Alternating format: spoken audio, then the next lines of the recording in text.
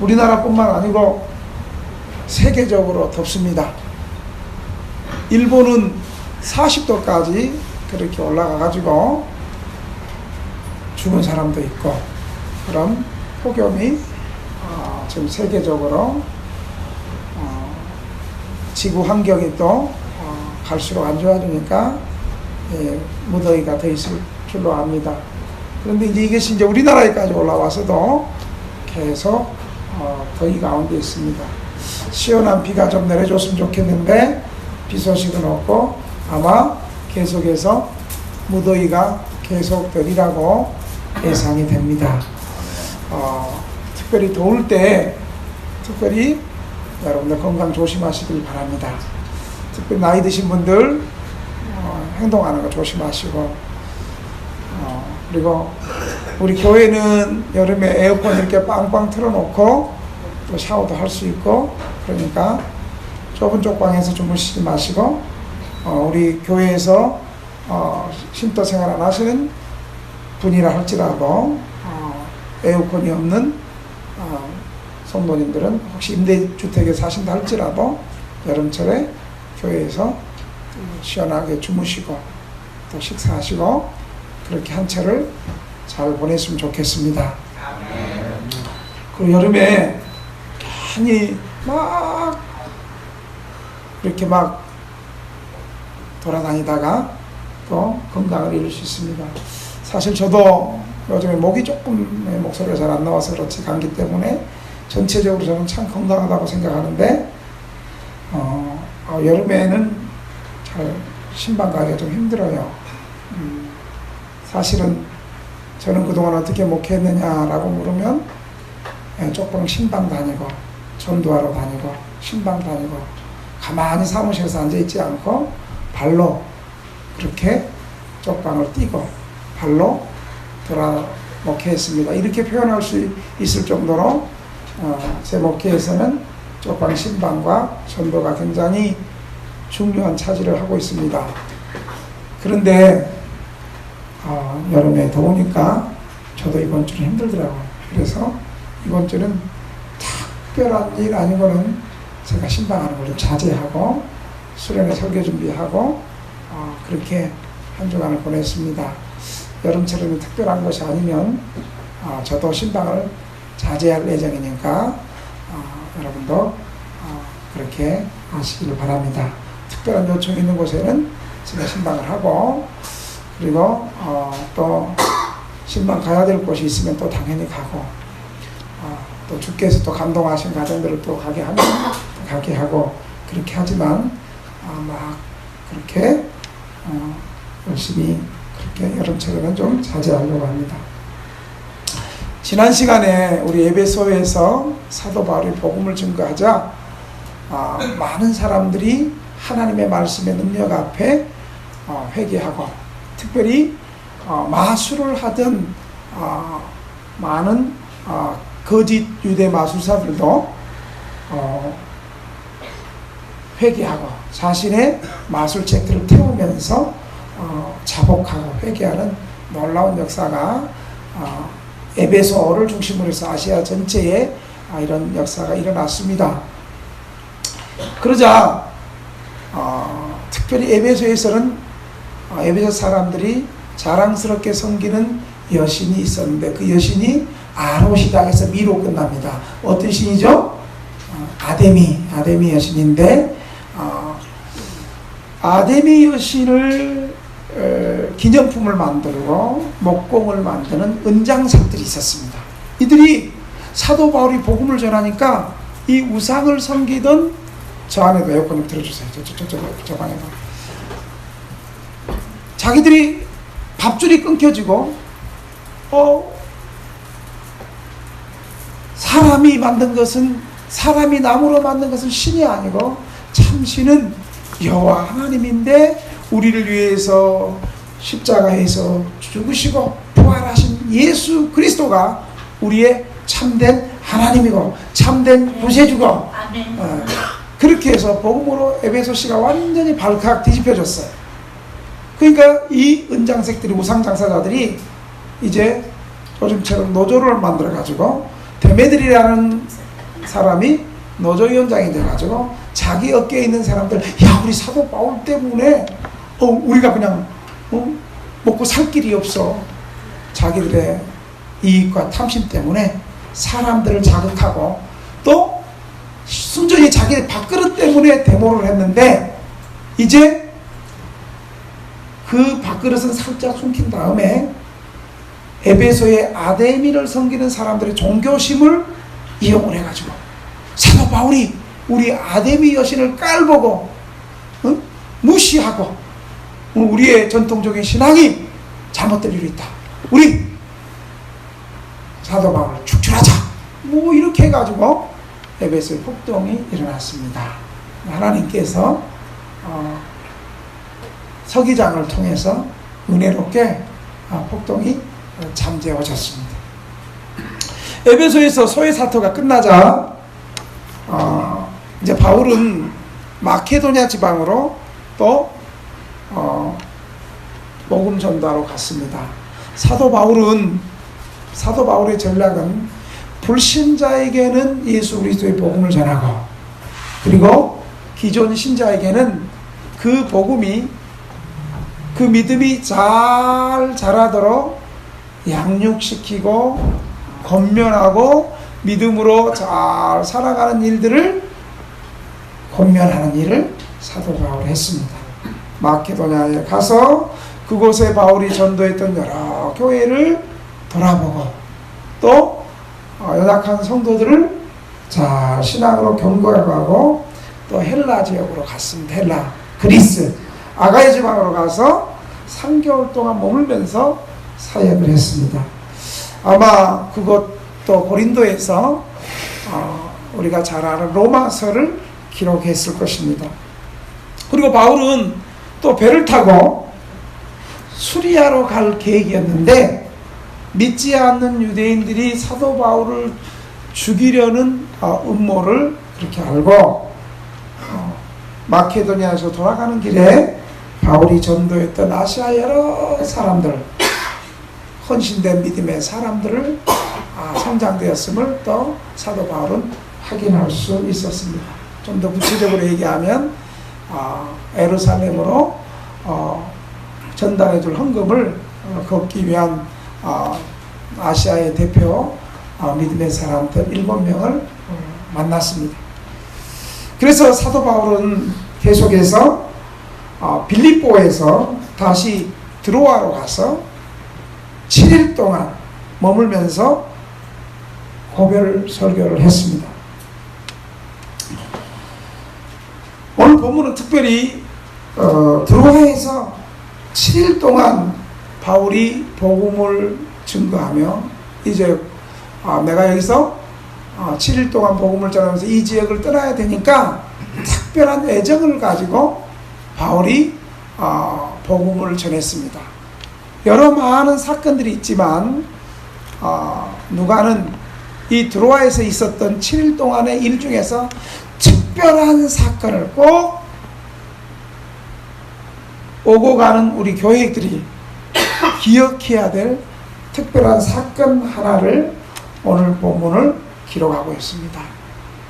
그 사건이 무엇인가요? 여러분이 읽었듯이 유두고라는 청년이 창가에 걸터 앉다가 사도 바울의 설교가 너무 길다 보니까 주무신 것인지 조시는 건지, 그의 정신이 몸 안에 있었던지 몸 밖에 있었던지 잘 모르겠지만 졸다가, 우리 교회는 창가도 아닌데 조는 사람이 있어요. 설교 시작하기 전에 조는 사람은 목사 책임이 아니고 그 조는 사람 책임이고, 설교 중간에 조는 사람은 조는 사람 책임이 아니고 목사 책임이지만, 설교 전부터 조는 사람은 나도 해석을 잘 못하겠어요. 근데 항상 조는 사람이 졸아요. 항상 시험 들은 사람이 들고, 삐지는 사람이 계속 삐지고, 헌신 안 하는 사람은 계속 헌신 안 하고, 어려운 상황에서 계속 봉사하고 헌신하는 사람은 계속 헌신하고, 믿음 좋은 사람은 끝까지 믿음 좋고, 뭐 그러는 거 아니겠어요? 이 유두고가 졸다가 창문에서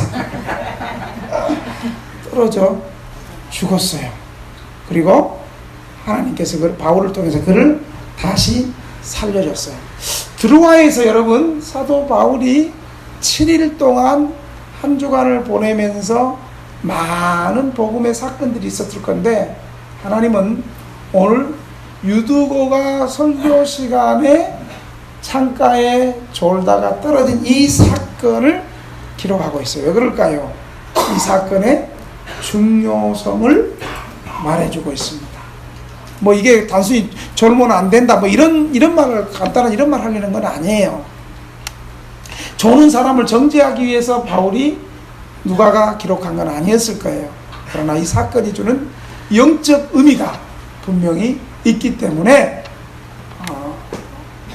사도행전을 기록한 누가가 7일 동안의 사건 가운데서 여러 가지 사건이 있었겠지만 이 사건을 기록하고 있습니다. 여러분, 오늘 본문을 통해서 언제 이 사건이 일어났습니까?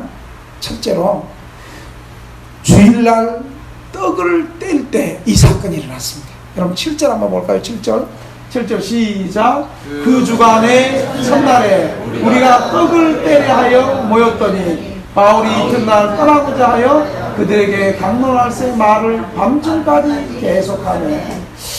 자, 이 사건이 일어난 때가 언제냐? 뭐라고 말하죠? 그 주간의 첫날에. 옛날에는 안식 후 첫날에 이렇게 기록했거든요. 성경이 좀 번역하면서 그 주간의 첫날에, 안식 후 첫날에. 유대인들은 안식일 다음 날로서 지금의 주일을 의미하고 있어요. 주일날 이 사건이 일어났어요. 그리고 뭐 하면서 일어났어요? 우리가 떡을 떼려 하려고 했다. 뭐예요? 성찬식을 일어났어요. 성찬식. 이날은 우리 주님께서 주일날, 언제 주님께서 부활하셨어요? 금요일날 6월절 전날 밤 성찬식 하시고 금요일날 십자가 지시고 3일 만에. 그럼 언제 부활하셨어요? 3일 만이면 주일이죠. 그래서 찬송도 모르는 사람은 해서 이날은 주의 날일세, 주의 날일세, 기뻐하고 즐거워하고. 하여간 주일날 주님께서 부활하셨다는 찬송에 우리 주일 앞에 찬송이 있어요. 여러분 잘 모르세요? 이제부터 우리가 좀 배워나갑시다. 주님께서 부활하신 날, 초대교회의 성도들은 그날을 기념하기 위해서 안식 후 첫날, 그날 저녁에 모였습니다. 그리고 주님께서 하셨던 것처럼 모일 때 성찬식을 떡을 뗐어요. 떡을. 왜 떡을 떼요? 예수님은 십자가를 지시기 전에 제자들과 목요일날 밤에 새 언약의 성만찬을 제정했습니다. 십자가에 돌아가신 주님은 그리고 3일째 되는 날 곧 주일 아침에 부활하셨습니다. 예수님께서 떡과 포도주를, 이 피는 내가 너희를 위해서 흘리는 언약의 피다. 이 떡은 내가 너희를 위해서 죽을 내 몸이다. 속죄의 몸이다. 그리고 3일 만에 다시 부활할 것을 성찬식을 통해서 가르쳐 주셨어요. 그래서 부활하신 주님을 제자들이 전체로 만난 것은요, 주일 저녁이었습니다. 이것을 요한복음 20장 19절에 찾을 수 있으면 요한복음 20장 19절에 이렇게 말하고 있습니다.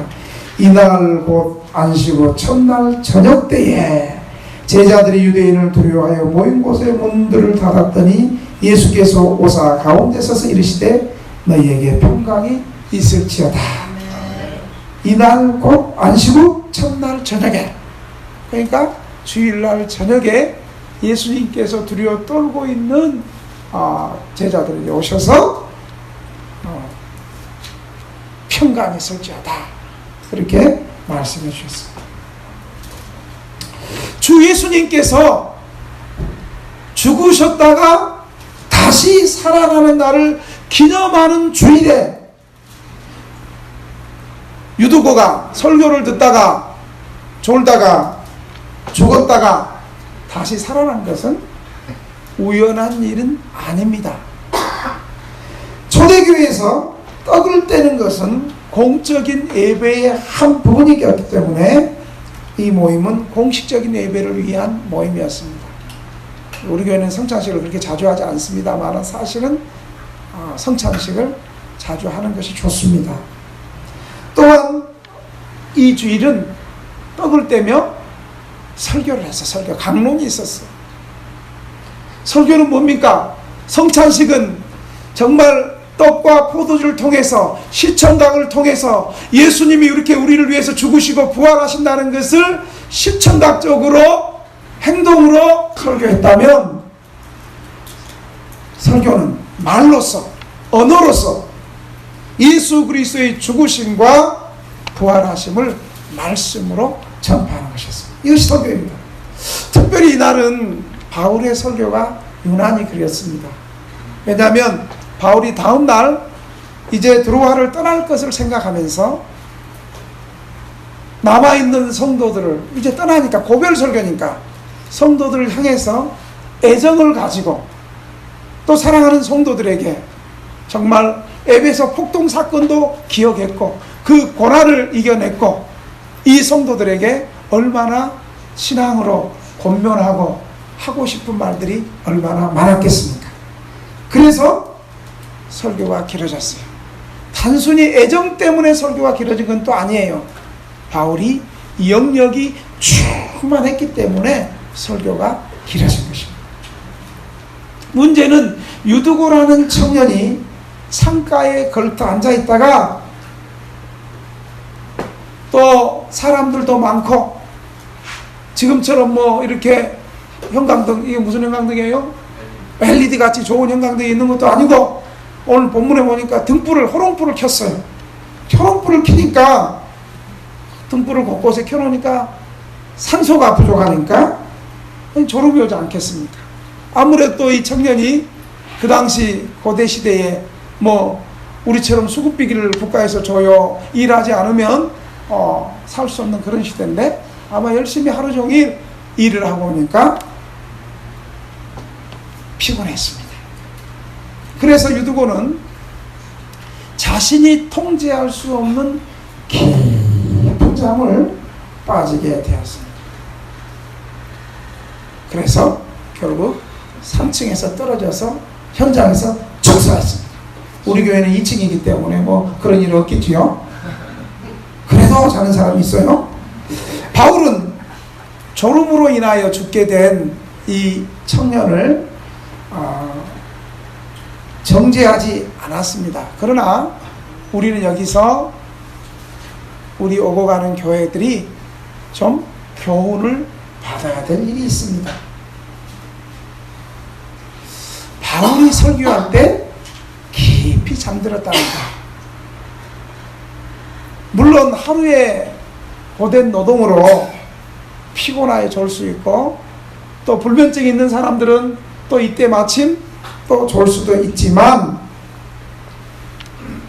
근본적인 것은 바울의 설교에 제대로 귀를 기울이지 않았다는 것을 보여주고 있습니다. 이 사건을 통해서 사람들이 하나님의 말씀을 들을 때에는 졸거나 자지 않도록 주의해야 됩니다.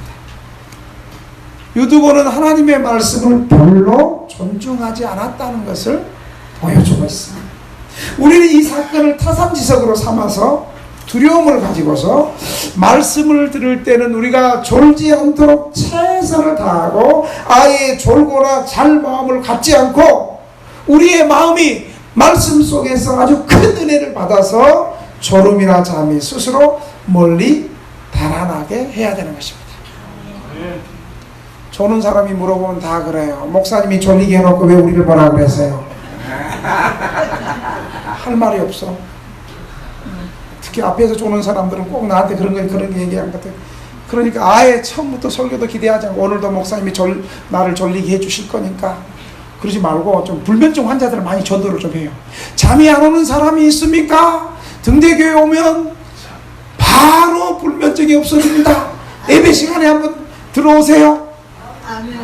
아멘 해야 될지 안 해야 될지 모르겠습니다만 하여간 그렇게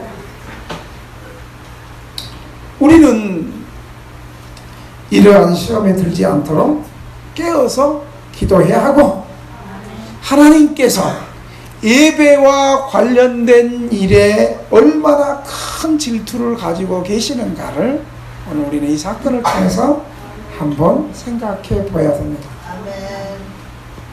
두 번째로, 그럼에도 불구하고 우리 하나님은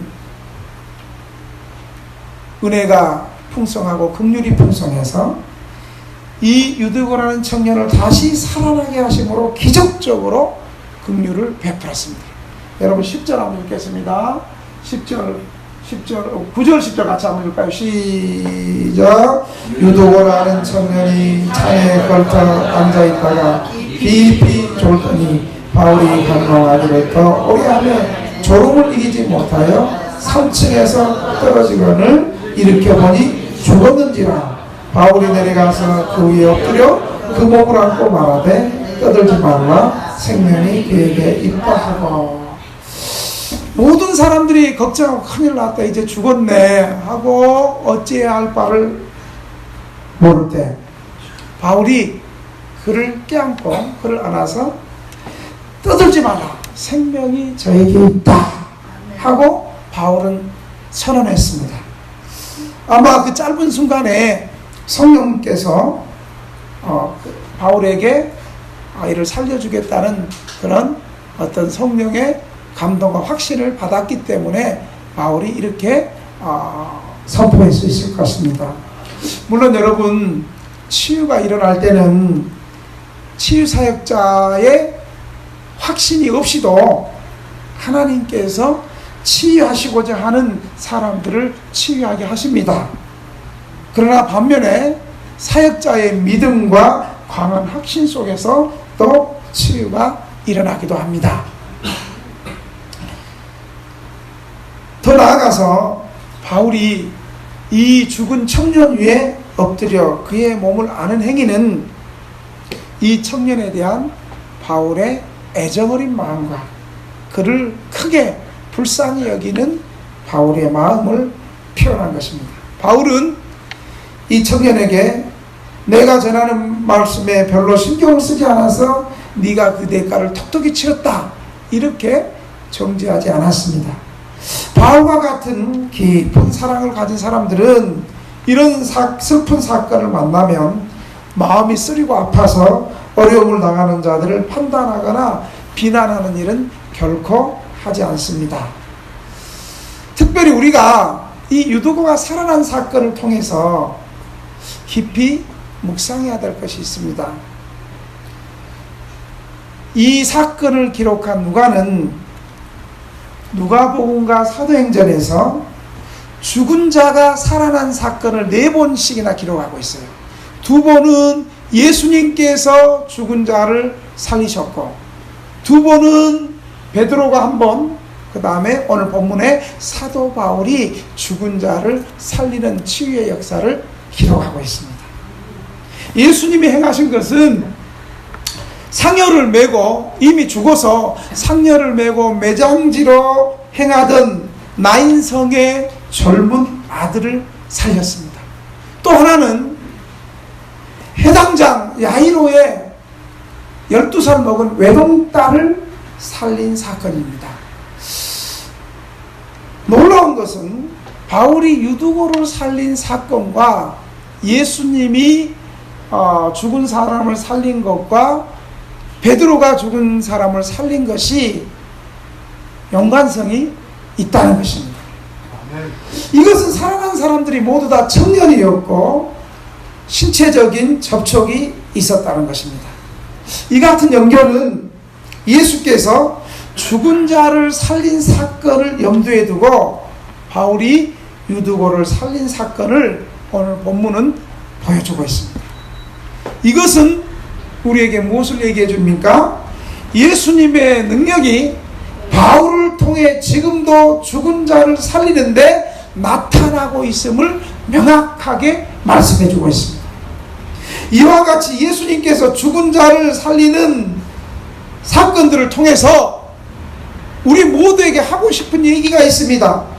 저와 여러분에게 부활의 신앙을 확신시키기 위해서, 부활의 믿음을 확신시키기 위해서 이런 죽은 자를 살리는 사건들을 계속해서 기록하고 있습니다. 아멘. 왜냐하면 예수 그리스도의 죽으심과 부활을 믿고 확신하는 일이 우리에게도 영원한 생명이 되기 때문입니다. 아멘. 믿음은 들음에서 나고, 주님께서 죽은 자를 살리는 그 치유 사건을 통해서 바로 생명이 그리스도에 있게 있음을 우리에게 보여주고 있습니다. 아멘. 이 말씀을 통해서 예수님은 살아생전에 나는 부활이요 생명이니 나를 믿는 자는 죽어도 살겠고 무릇 살아서 나를 믿는 자는 영원히 살리라 라고 우리에게 말씀해 주셨습니다.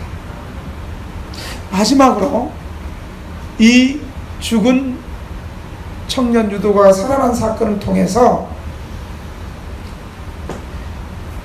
이 시점이 언제였느냐, 바로 주일날 저녁 떡을 떼는 성만찬 시간, 성만찬의 관점에서 우리가 이해해야 되는 거예요.